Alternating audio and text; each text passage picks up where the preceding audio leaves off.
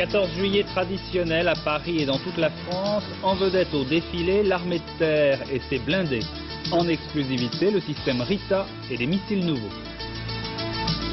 En Espagne, attentat à la voiture piégée en plein centre de Madrid. 7 morts, 30 blessés, l'ombre de l'ETA militaire plane.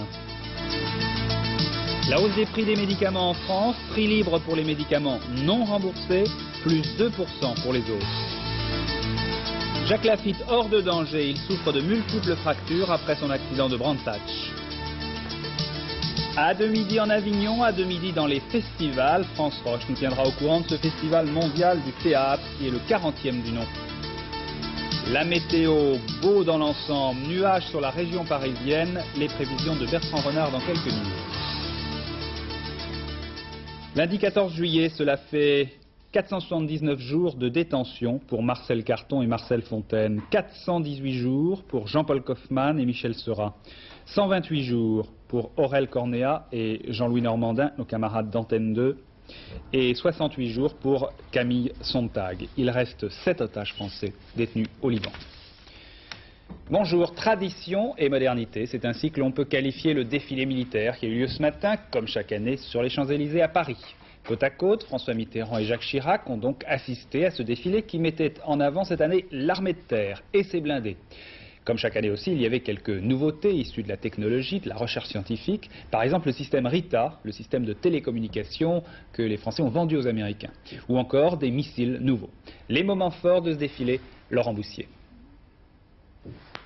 Eh bien, contrairement à la tradition, il ne pleuvait pas ce matin quand à 10h précises, le chef de l'État, accompagné du général Venbrez, général-gouverneur de Paris, et escorté par le régiment de la cavalerie de la garde républicaine, a descendu les Champs-Élysées en passant les troupes en revue.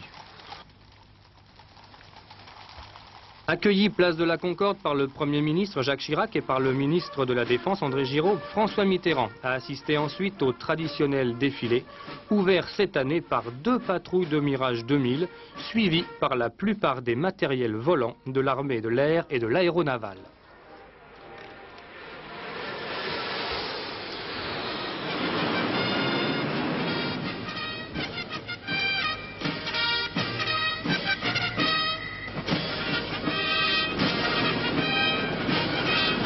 Le défilé des troupes à pied aux ordres du général Duquesnoy commençait avec l'école polytechnique, suivie du service de santé des armées, de l'école des officiers de gendarmerie de la garde républicaine et de l'école spéciale militaire de Saint-Cyr qui pour la première fois comptait 2 femmes dans ses rangs.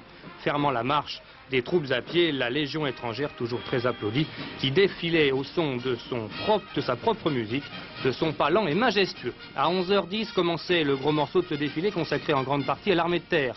Les blindés et les escadrons mécanisés du 3e corps d'armée, aux ordres du général Guignard, avec en tête le 18e régiment de transmission équipé du système Rita, suivi de régiments d'artillerie Pluton et Roland, et du nouveau missile de reconnaissance CL-89, présenté pour la première fois au public.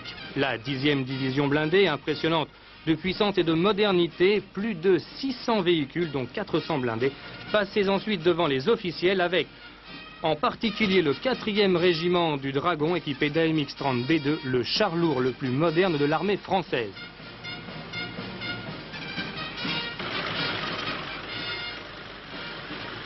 Une nouveauté aussi, le 516e régiment du train, seul régiment porte-char de l'armée française.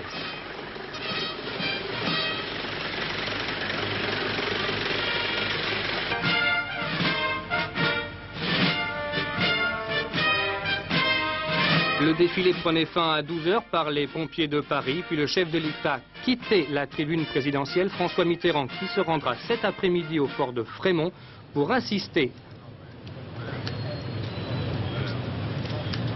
sans le Premier ministre, à une démonstration de la 4e division aéromobile.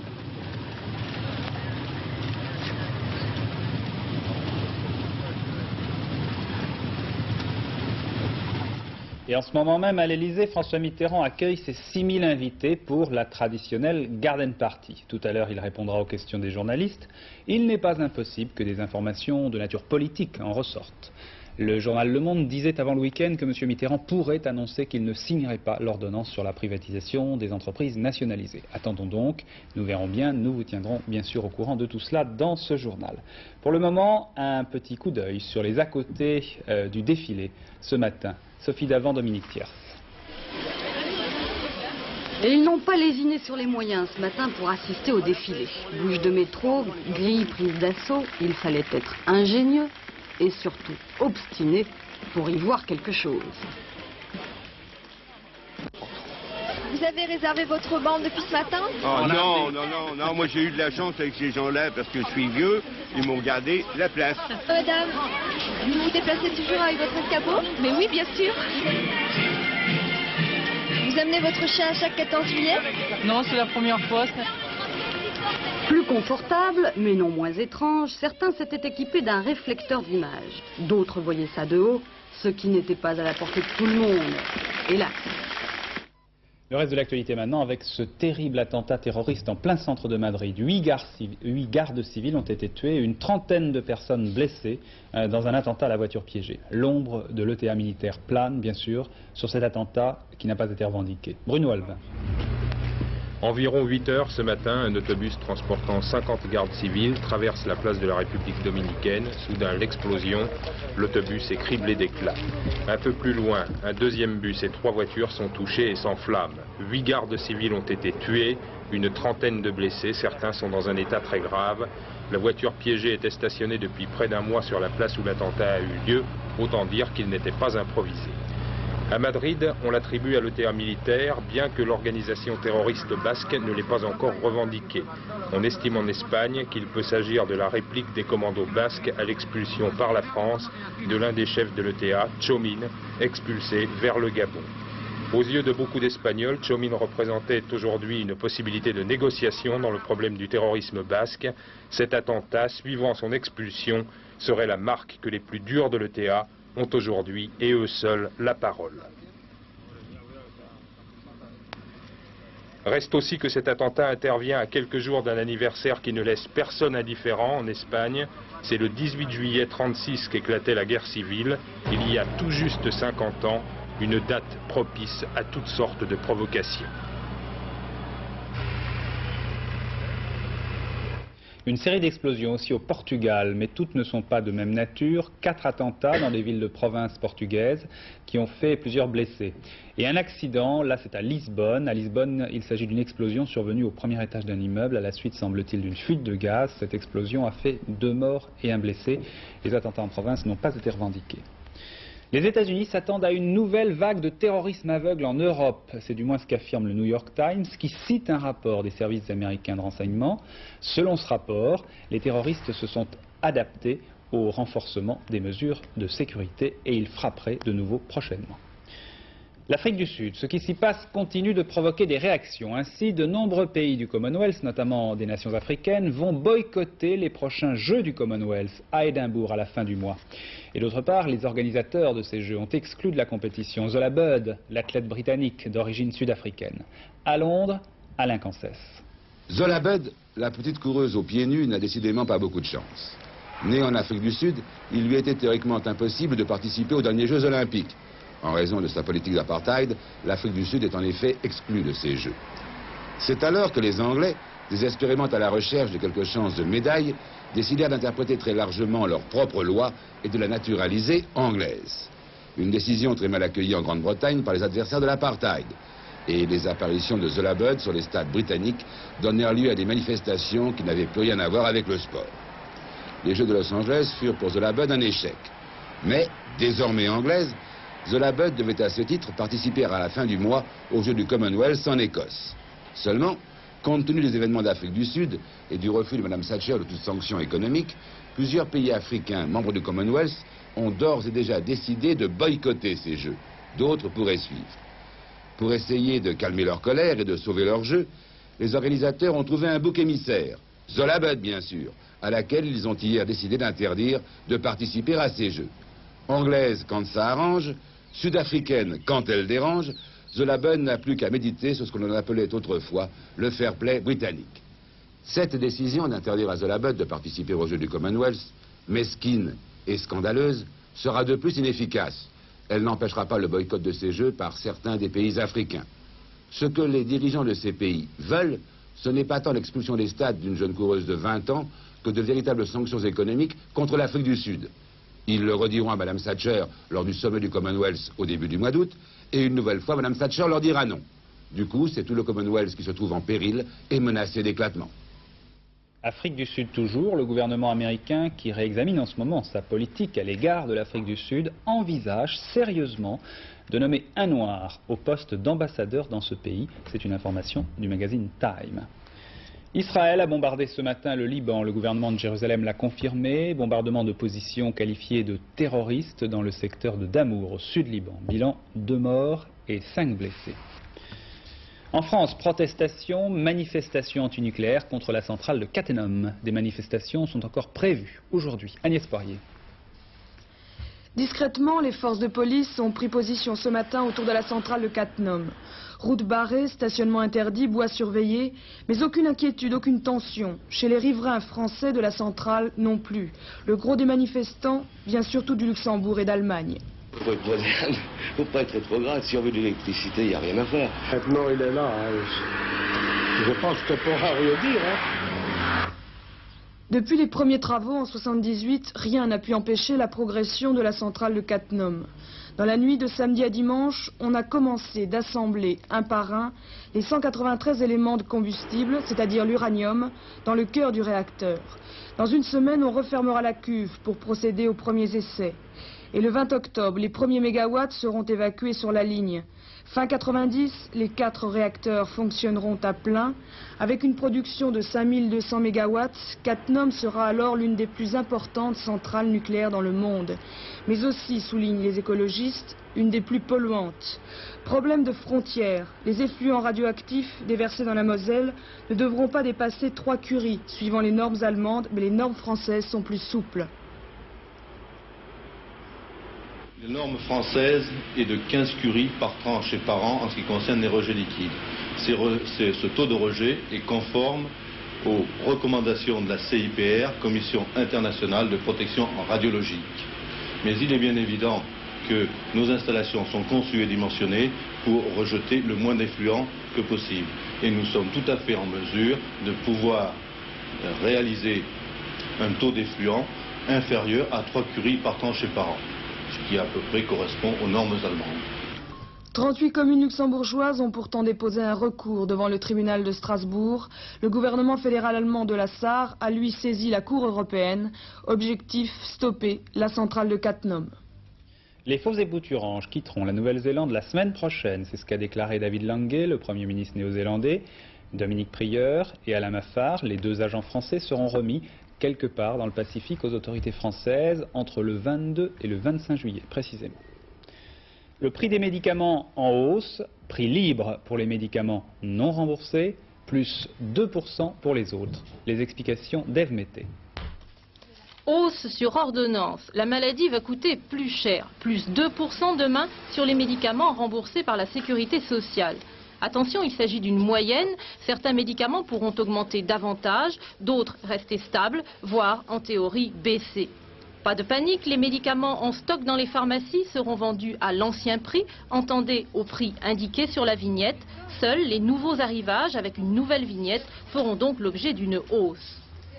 Pour les médicaments non remboursés, qui représentent 10% des ventes de médicaments dans une pharmacie, les prix sont demain totalement libérés. Mais là encore, il s'agit des prix au stade industriel et non des prix à la distribution. Les hausses ne pourront donc s'appliquer qu'après l'épuisement des stocks. Du côté des pharmaciens, rémunérés au pourcentage sur le prix des médicaments, on se dit satisfait par ce ballon d'oxygène. Les prix des médicaments n'avaient pas augmenté depuis août 1984. Mais les pharmaciens voudraient plus encore, notamment dans le domaine de la parapharmacie, produits de beauté et puériculture, où ils réclament une libération totale des prix à la distribution. Le sport maintenant et tout d'abord des nouvelles de la santé de Jacques Laffite. Hier, le pilote français de Formule 1 a eu un accident à Brands Hatch avec sa Ligier alors qu'il disputait son 176e Grand Prix, record de Grammy, il est égalé. Alors beaucoup d'inquiétudes pour Jacques Laffite après l'accident, mais Jean Mamère, vous venez d'avoir tout à l'heure au téléphone les médecins de Jacques Laffite et ils sont rassurants plutôt. Ils sont rassurants dans la mesure où Jacques Laffite va aussi bien que possible vu l'accident qu'il a subi. Les médecins nous ont affirmé que les fractures ouvertes des jambes avaient été réduites, c'est là très bien, les fractures du bassin également, mais là il faut attendre encore 48 heures pour avoir de nouvelles radios et voir l'évolution de ces fractures du bassin. Pour ce qui est de son état général, il n'est pas du tout critique, même si Jacques Laffite se trouve en observation intensive, comme l'ont dit les médecins, où il restera de toute façon pendant au moins 48 heures, et ce n'est qu'à ce moment-là que sera prise la décision de savoir si Jacques Laffite est rapatrié ou non en France. Donc il faut attendre 48 heures. Une chose est certaine, c'est que Jacques Laffite souffre beaucoup, dans la mesure où il est très nerveux, il a été opéré hier soir, et on ne peut toujours pas lui donner de calmant, donc il souffre énormément. Alors une chose est sûre aussi, c'est que ces jours ne sont pas en danger, nous en réjouissons. Laffite ne pourra pas courir, donc les prochains Grands Prix dans l'équipe Ligier, on parle déjà de son remplacement. C'est-à-dire qu'on va appeler le troisième pilote de chez Ligier, qui est Philippe Alliot. Donc la logique voudrait que ce soit lui qui remplace donc Jacques Laffite dès le Grand Prix de Hockenheim, le Grand Prix d'Allemagne dans 15 jours, puisque Philippe Alliot est depuis le début de cette saison le pilote essayeur de chez Ligier, c'est-à-dire le troisième pilote. Je rappelle que Philippe Alliot court toute cette saison en Formule 3000 dans l'écurie de Hugues de Chaunac. De toute façon, Philippe Alliot avait déjà couru en Formule 1. Il avait décidé de prendre une année sabbatique de la Formule 1 par manque de moyens cette saison. Alors Jean, l'accident de Laffite repose quand même une fois de plus le problème de la sécurité sur les circuits de Formule 1. Et oui, malheureusement, c'est l'éternel problème de la sécurité que l'on repose dès qu'il y a accident grave. Alors les circuits et les règlements, c'est sûr, ne sont pas du tout adaptés à l'évolution de la Formule 1. À plus de 100 km/h, Jacques Laffite et sa Ligier sont tassés par la Ferrari de Johansson. Laffite se retrouve face à la glissière de sécurité et le choc est d'une rare violence. Jacques Laffite frappe de plein fouet l'obstacle. Première lacune, aucune protection, pneumatique ou botte de paille n'est installée pour amortir le choc. Deuxième erreur, derrière cette glissière est installé un renfort en bois maintenu par un pilier en béton. C'est un véritable scandale. Comment expliquer qu'à l'heure où l'on dépense des fortunes pour améliorer les châssis et les moteurs de Formule 1, personne ne songe sur des circuits installés à temps plein, comme à Brands Hatch, à améliorer la sécurité. Surtout la sécurité la plus simple et la plus élémentaire. Chacun sait que dans une épreuve de Formule 1, c'est le départ qui est le plus dangereux. Alors pourquoi cette zone n'est pas la plus sécurisante possible? Dans ce genre de polémique, tout le monde de toute façon est responsable. Les organisateurs, la Fédération internationale, mais aussi la Fédération des constructeurs. Ils ne se manifestent rarement dans des graves problèmes. Alors, dans ce système où seuls finalement les pilotes n'ont pas la parole, si vous ajoutez comme hier des gens de la sécurité totalement bornés, l'on risque de retrouver encore pas mal de catastrophes de ce genre. L'image de la Formule 1, modèle de sophistication et d'organisation, est décidément depuis quelque temps en train d'en prendre un sérieux coup. Alors en cyclisme, c'est le Tour de France, victoire hier de Sarapio, l'Espagnol, Pedersen est toujours en jaune. L'étape aujourd'hui, c'est Poitiers-Bordeaux.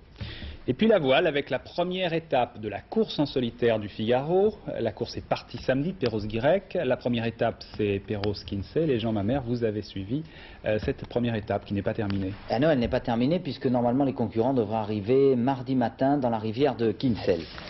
Philippe Poupon, le double vainqueur et tenant du trophée, grande star des transatlantiques, est aujourd'hui le super favori de cette édition 86. Il court, il est vrai, presque en professionnel. Damien Savatier, spécialiste de l'épreuve, vainqueur de plusieurs étapes, aimerait bien trouver enfin la grande consécration. Loïc Perron fait là un retour aux sources. Son talent et son bon matériel le placent parmi les favoris, à condition qu'il n'ait pas perdu la main. Jean Le Cam reste le plus sérieux adversaire de Philippe Poupon. Il veut sa revanche sur l'an dernier, deuxième. Il avait sauvé l'honneur en remportant une étape. Enfin, le vétéran, tout du moins par la participation, 9 au total, Patrick Eliès, l'homme sage de la course. Il joue cette fois-ci surtout sur son expérience. On a un petit peu plus comment raisonner dans ce qu'on fait, on a un petit peu l'expérience en plus, donc si vous voulez, on a un petit peu un esprit différent, mais la motivation reste la même, hein. Quand on fait de la compétition, c'est toujours pour gagner. Mais pour la victoire finale, la lutte est très serrée. Au dernier pointage ce matin, le bateau de tête est sous-vêtement caddie de Damien Savatier. Après avoir dépassé les îles Scilly par un vent calme, les bateaux font donc maintenant route vers Kinsey par le Fastnet. L'Adapoc de Loïc Perron est deuxième à un demi-mille, mais talonné par Normerel de Christophe Auguin, le plus jeune concurrent de l'épreuve. Suivent à quelques longueurs Philippe Poupon sur Fleury-Michon et Jean Le Cam sur Cantreau-Ordo. Tous les grands favoris sont donc devant. L'arrivée est prévue, si tout se passe bien, à Kinsey et surtout si le petit temps continue, mardi dans la journée. Il est temps maintenant de voir les prévisions de la météo pour ce lundi 14 juillet. Tout de suite avec Bertrand Renard. Plutôt beau, mais quand même quelques nuages, Bertrand. Oui, quelques nuages, effectivement. Si on regarde le ciel de Paris, on a l'impression que ça va très mal. Ça va tout de même mieux. Les coureurs du Tour de France en particulier auront du beau temps entre Poitiers et Bordeaux et un temps pas trop caniculaire, ce qui doit être très agréable pour courir. Alors regardez la photo satellite, vous allez comprendre pourquoi. L'anticyclone des Açores, voilà, il est en train de gonfler. Alors petit à petit, progressivement, à partir de demain déjà, il va repousser tous ces nuages, soit les combler, soit les faire partir sur le nord-est de l'Europe. En attendant, ces nuages, vous voyez, qui étaient déjà sur le nord-ouest, ils vont y rester. Et puis il y a une petite dépression là en Méditerranée, une dépressionnette qui tourne et qui donne des orages sur l'extrême sud-est. Tout ça nous mène tout naturellement à notre carte du temps prévue pour aujourd'hui. Voilà, alors on va commencer déjà par ce temps orageux sur le sud des Alpes, la Côte d'Azur et la Corse. Un temps orageux, surtout des orages, surtout sur les reliefs. De l'autre côté du pays maintenant, un temps assez nuageux. Les nuages sont surtout sur les îles britanniques, ils y donnent quelques bruines. Ces bruines ne devraient pas descendre sur la France, mais enfin il est possible qu'il y ait quelques petites averses très rares sur les côtes. Et puis sur l'intérieur, un temps donc assez nuageux. Ces nuages vont jusqu'à, en gros, une ligne allant de La Baule, au Mans, à Paris et à Hirson. Ça fait un petit quart nord-ouest. Partout ailleurs, eh ben, ma foi, c'est pas trop mal. Quelques nuages qui s'accrochent sur les Pyrénées qui vont se dissiper. Et puis donc du sud-ouest au centre, au nord-est, au sillon rhodanien et au Languedoc-Roussillon, c'est du beau temps avec le Mistral et la Tramontane qui souffle toujours assez fort. Arrêtons-nous un instant, comme chaque jour, sur notre météo des plages. On a fait un petit marché ce matin. Alors, ce qui se passe sur les côtes, à Bénodet par exemple, la température de l'eau, ça n'est pas la température de l'air, c'est la température de l'eau, il faisait 16 degrés dans l'eau, mais la mer était calme, il n'y avait pratiquement pas de vent. Bénodet c'est à côté de la Torche, donc c'est un temps idéal si vous voulez faire de la planche à voile. À Noirmoutier maintenant, 17 degrés dans l'eau, un ciel assez nuageux, mais c'est vraiment l'extrême limite des nuages, et comme il n'y avait pas de vent, ça reste tout de même très agréable. On retrouve davantage de soleil sur la côte landaise, à Cap-Breton, avec une température de l'eau de 20 degrés, une mer belle. Attention aux baïnes. Les baïnes, ce sont ces trous d'eau qui se forment en particulier à marée descendante. Vous savez, alors on croit qu'on a pied et puis plouf, on tombe dedans. Soyez prudents. Entre 14h30 et 18h30 sur la côte landaise, il faudra faire attention si vous vous baignez.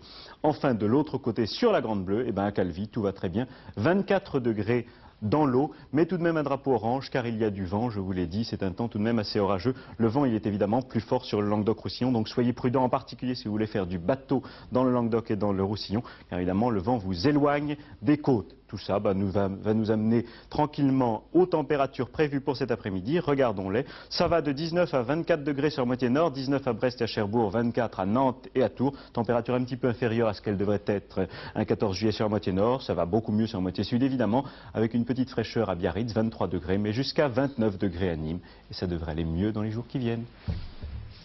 Merci Bertrand. 14 juillet, suite. Depuis quelques minutes au Palais de l'Élysée, François Mitterrand reçoit, je vous le disais, pour la traditionnelle Garden Party, 6000 invités.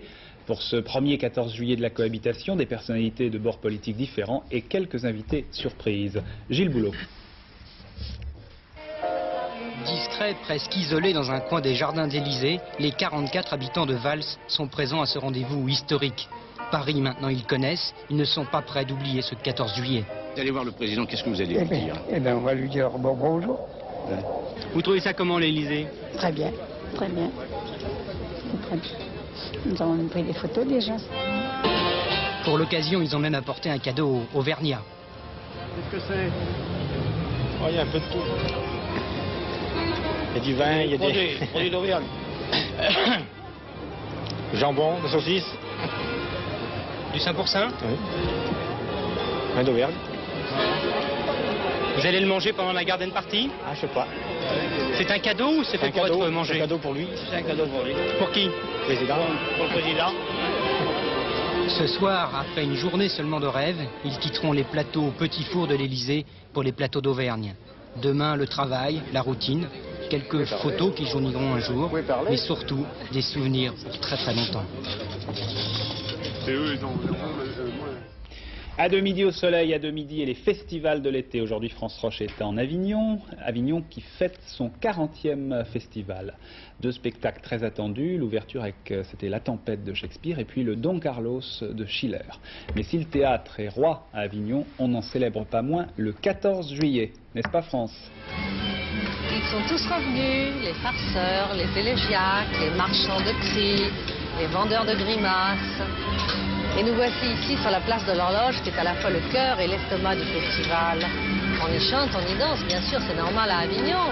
On y fait la manche, on y vend des objets hétéroclites, on y fait des happenings. Et puis on y fait aussi de la musique, car on est le 14 juillet, ne l'oublions pas. La preuve.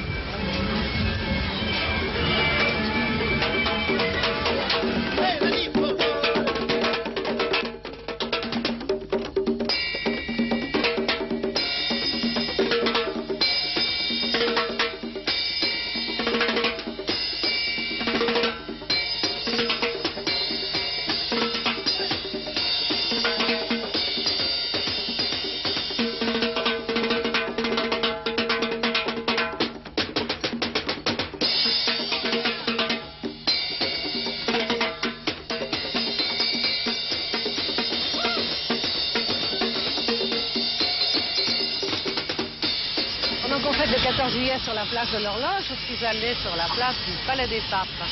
C'est là que Pierre Dux fait des raccords pour La Tempête. Alors le grand problème est, y aura-t-il pour jouer La Tempête un petit Mistral, un grand Mistral ou pas de Mistral du tout? Chaque année à Avignon, on a son Shakespeare. Il y a 2 ans, Ariane Nouchkine nous avait donné un Shakespeare à la fois kabuki et no. L'année dernière, Jean-Pierre Vincent nous avait donné un Macbeth très noir et un peu surréaliste. Cette année, Alfredo Arias nous offre un Shakespeare rose avec des effets un peu Châtelet. Roberto Platt vous a amené dans le décor de La Tempête exactement ce qui manque à Avignon, la plage. Mais vous devez beaucoup lutter pour marcher sur ce sable. Oui, on doit lutter parce qu'on est obligé de le mouiller pour qu'il vole le moins possible, autant que dans les yeux du spectateur d'abord. Mais du fait qu'il est mouillé, on s'enfonce dedans et finit par avoir des bosses. Et à la fin de la pièce, on a un terrain un peu bosselé, un peu difficile. Mais c'est très beau. On a mis un tapis de scène et la démarche était plus sûre. Et moi, ce que j'aimais, c'était cette fragilité, ce personnage qui se débat avec cet élément vivant qui est le sable et qui pouvait par lui-même donner déjà la démarche, cette démarche qui est des gens qui se débattent dans la nature. Et c'est qu'avec Roberto Platt, nous avons fait une très très grande maquette de la cour avant de faire notre maquette. Et on a compris que tout ce qu'on voulait mettre qui était étranger à l'architecture de l'endroit était rejeté. Alors on s'est dit, le secret doit être dans la cour elle-même. Et moi j'ai dit comme ça pour faire une farce, j'ai dit, et si on reconstruit les murs du fond plus près du public, comme ça on n'aura pas tellement de problèmes de voix et de distance. Et puis cette idée qui semblait une boutade est devenue une réalité. On a commencé avec un cartonnage à découper, et voilà que cette ruine est émergée au centre de la cour. Et moi j'ai des amis qui ont arrivé hier et dit, c'est merveilleux, vous savez juste rajouter les sables, l'eau, et puis voilà. Il a rajouté aussi toutes sortes de petites mécaniques. La tempête vue dans une boule de cristal, un Ariel multiplié par 3, quelques monstres à la Spielberg, des marionnettes dansantes et des pluies de paillettes. Féerie, c'est dans la pièce, c'est une pièce magique dans laquelle il y a effectivement des miracles, des sortilèges qui se produisent, qui sont exécutés par des esprits. Mais est-ce que quand on évolue entre les éclairs de magnésium et les personnages qui courent derrière le décor, on ne se sent pas un peu comme un prestidigitateur qui aurait été trahi par ses lapins et par ses fleurs miraculeuses? Il y a un petit peu de ce côté boutique dans les pièces de Shakespeare. Les Ariel, alors là vous avez fait 3 Ariel au lieu d'un. Est-ce que c'était indiqué dans Shakespeare ou c'est une idée Alfredo Arias? Non, c'est une idée à moi.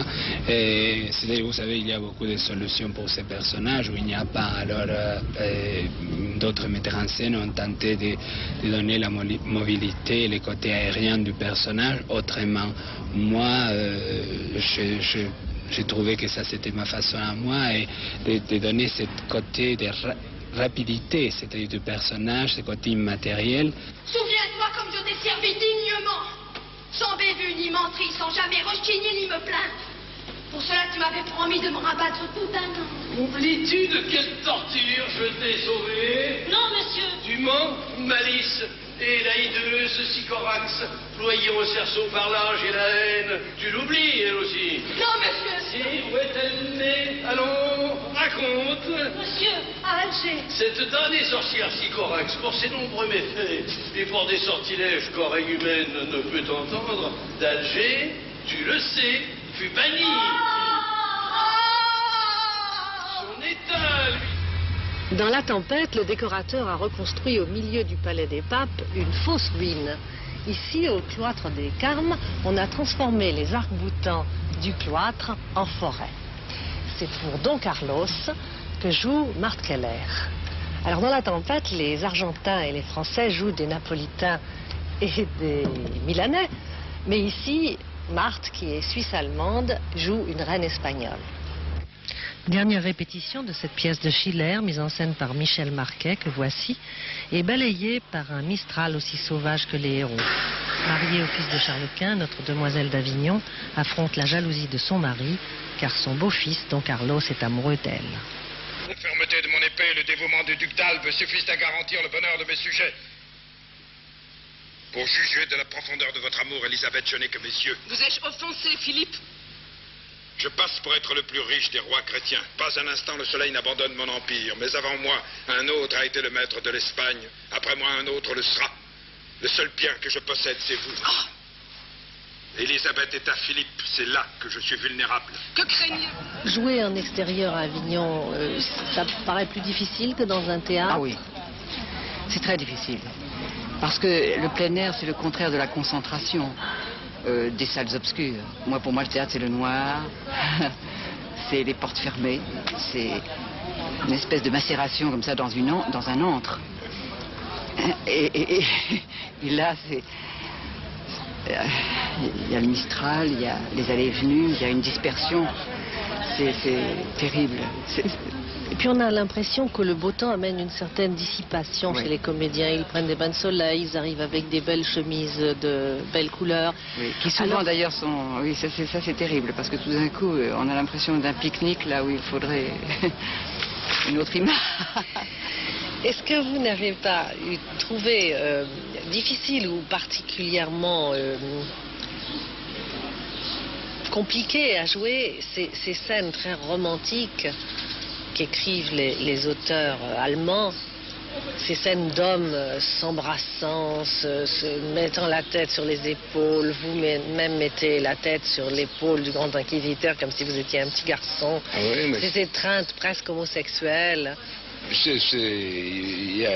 Effectivement, il y a une grande dose d'homosexualité dans les personnages. Je veux dire, les rapports sont amoureux. C'est pas forcément une homosexualité réalisée, mais il y a une fascination entre les hommes.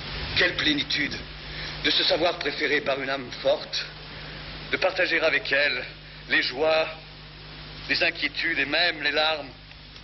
Moi, je ne vois pas la frontière entre l'hétéro et l'homosexualité. Il n'y a pas de passeport pour passer de l'un à l'autre. Non, il n'y a sûrement pas de passeport, mais c'est plus ou moins facile de faire ça sur une scène de théâtre. Non, ça ne me gêne pas du tout. Non, c'est vrai, non. Non, je veux dire, il y a des gens qui s'installent dans une homosexualité, d'autres qui s'installent dans une hétérosexualité, et dans un certain chauvinisme de part et d'autre. Moi, je crois que la frange est plus indécise que ça. Et puisque nous voici en plein dans l'histoire, sachez que cette Élisabeth de Valois, qui était mariée au fils de Charles Quint, était la fille de Catherine de Médicis. Or, Catherine de Médicis est venue à Salon de Provence et Jean-Claude Darrigo est allé la rencontrer, ainsi que Nostradamus. Fermez les yeux, nous sommes en 1564. La bonne ville de Salon est en liesse. Leur Majesté, le roi Charles IX et sa mère, Catherine de Médicis, en voyage en Provence, séjournent dans les murs de la cité. L'un des objets de leur visite de converser ce soir avec le mage Nostradamus, dont on dit qu'il sait tout sur tout.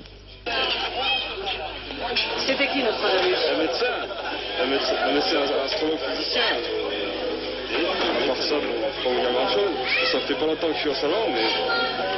Un voyant. C'est un grand voyant, je crois, non? Un philosophe, elle m'a dit ma fille. Vous allez de temps en temps voir les voyantes, vous? Non, jamais. À mon âge, je ne vais pas de le voir, vous savez. je crois que c'est un peu du flan, non? Oh, monsieur, vous êtes du flan, vous.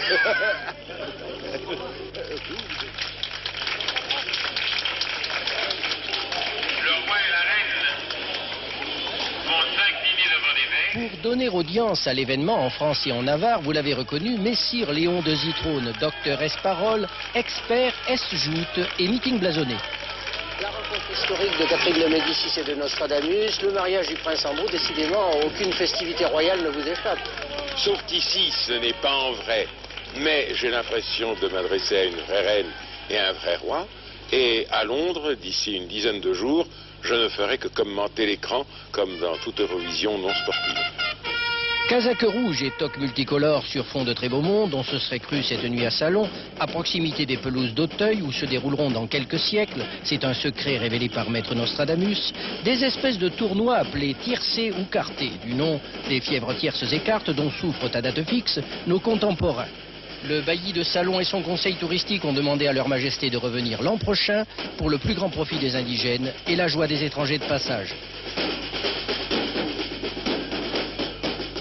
Et puisque nous sommes dans Shakespeare, le voici chanté et dansé par Guylaine Tesmar et Michael Donard. C'est le songe d'une nuit d'été à Vaison-la-Romaine. Jean-Claude Darigo y était. Le songe, très souvent la merveilleuse musique de Mendelssohn, moins souvent le grand texte de Shakespeare, de temps en temps une composition chorégraphique. À Vaison, cette fois, les trois modes d'expression fonctionnent ensemble. Une nouveauté, une grande première. On peut appeler ça une comédie musicale parce qu'on retrouve la danse, le théâtre, le chant même. Et bon, la chorégraphie, évidemment, c'est pas une comédie musicale dans le sens Broadway, mais plutôt peut-être dans un sens français. Comédie musicale, grande première aussi. Pour les danseurs, ils ne se contentent pas de danser, fort bien d'ailleurs, ils déclament. Ce qui est agréable avec ce système de spectacle, c'est qu'on n'a pas à se dire « Mon Dieu, maintenant il va falloir parler » ou alors « Mon Dieu, maintenant on danse ». C'est que tout est amené d'une façon très intelligente et très progressive et naturelle. Maurice Béjart est venu en voisin, il a beaucoup apprécié. Le songe d'une nuit d'été à Vaison-la-Romaine, une réalisation très originale qui fera son chemin.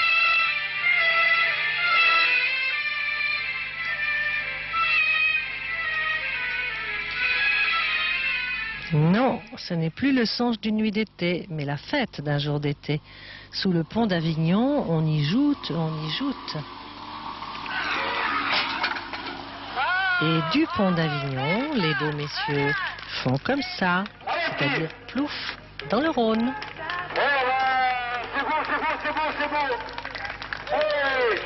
Et puisque nous sommes toujours le 14 juillet, vous allez avoir ce soir des festivités bleu-blanc-rouge. Eh bien nous, on vous propose des festivités noires.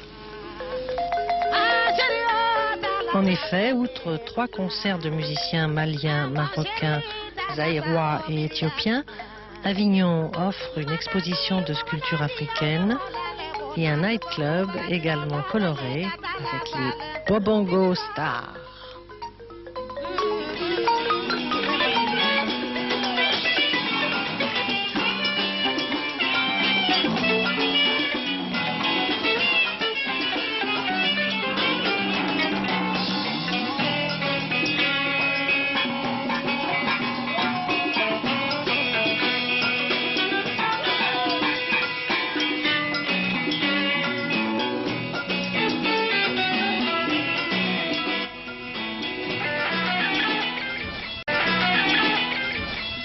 « 14 juillet toujours, nous y revenons, nous avons commencé ce journal avec le 14 juillet, nous y revenons précisément à la Garden Party de l'Élysée. Le président Mitterrand s'est exprimé sur TF1 et il a répondu à Yves Mourouzi sur ce problème de l'ordonnance sur la privatisation des entreprises nationalisées. Écoutez ce que vient de dire à l'instant le président Mitterrand. Nous l'écoutons. Et ces deux arguments, vraiment je les retiens. Je les retiens et je pense comme le Conseil constitutionnel. Mais moi, j'ai une responsabilité supplémentaire. Je suis non seulement chargé de veiller au respect de la Constitution, mais au regard d'un certain nombre de données qui sont écrites dans cette Constitution et qui impliquent en particulier que je dois être le garant de l'indépendance nationale. Je ne peux donc pas accepter que ces biens ces biens qui appartiennent à la nation, je le répète une fois de plus pour être bien compris, soient vendus de telle sorte que demain, alors que l'on fabrique, il s'agit de l'industrie, des objets, des produits, des marchandises nécessaires à l'indépendance nationale, qu'on puisse les retrouver dans les mains d'étrangers. Je ne les citerai pas, mais je vois très bien de qui il s'agit. Alors, des précautions verbales sont prises, écrites aujourd'hui, mais je ne vois pas comment cela serait respecté si on les livre au marché privé, au nom de quoi, au bout de peu d'années, surtout à l'intérieur de la communauté européenne, qui a des règles, et ces règles de la communauté européenne, c'est justement un marché intérieur libre. Chacun peut acheter ce qu'il veut à l'intérieur de nos 12 pays, et ce sera tout à fait vrai dans 5 ans. Alors on doit quand même prévoir au-delà de demain matin, on doit prévoir sur 10 ans, 15 ans, c'est le bien de la nation. Eh bien, tout cela me conduit à penser que je n'ai pas à l'heure actuelle les assurances qu'il me faudrait. Voilà, alors donc au début de son allocution, là, que vous venez d'entendre à l'instant même, le président de la République parlait des réticences du Conseil constitutionnel sur ce sujet. Alors Paul Amar, la question qu'on se pose, est-ce que le président, oui ou non, va signer cette ordonnance? Apparemment, si l'on a bien compris, il n'a pas du tout l'intention de signer les ordonnances. Il n'a pas encore les textes, il espère les avoir avant demain soir, mais son état d'esprit ne laisse aucune confusion, il n'a pas l'intention de les signer. L'interview n'est pas terminée, c'est la raison pour laquelle nous avons tardé, c'est une interview très importante. La tradition du 14 juillet veut que le président de la République, de droite ou de gauche, se contente de parler de l'unité nationale. Là, c'est une interview très politique que le président de la République vient de faire, et il a profité en quelque sorte de cette occasion pour rappeler le rôle du président, la conception qu'il a de ce rôle, et qui manifestement ne doit pas se contenter d'inaugurer ses chrysanthèmes. C'est, je crois, le premier accroc important de la cohabitation. François Mitterrand a été très clair, il n'a apparemment pas l'intention de signer les ordonnances portant sur la privatisation de 65 grands groupes industriels, pour une raison très précise, c'est à propos de l'évaluation de ces entreprises. Il est garant, dit-il, de l'intérêt national, et c'est au nom de l'intérêt national qu'il ne signera peut-être pas ces ordonnances. Que peut-il se passer maintenant? Tout va dépendre de l'attitude politique des deux acteurs de la coexistence, le président de la République et le Premier ministre. S'il y a volonté de conciliation, si les deux hommes souhaitent que la cohabitation dure, eh bien il y a une procédure.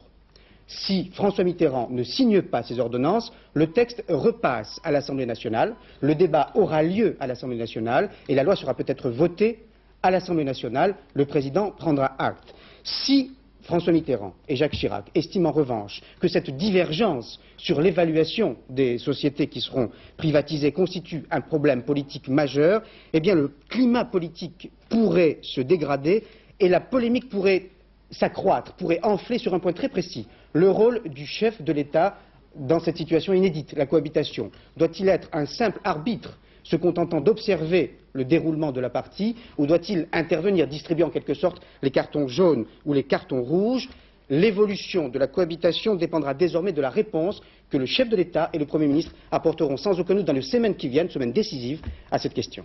Merci Paul. Voilà donc pour la principale information de cette édition du journal pour le 14 juillet à propos de l'interview qu'il a accordée à nos confrères de TF1. François Mitterrand qui, semble-t-il, n'a pas l'intention de signer les ordonnances sur la privatisation. Un premier accroc sans doute à la cohabitation. Nous y reviendrons dans nos prochaines éditions. Prochaine édition du journal, 20 h, présentée par Bernard Rapp. Excellent après-midi sur Antenne 2.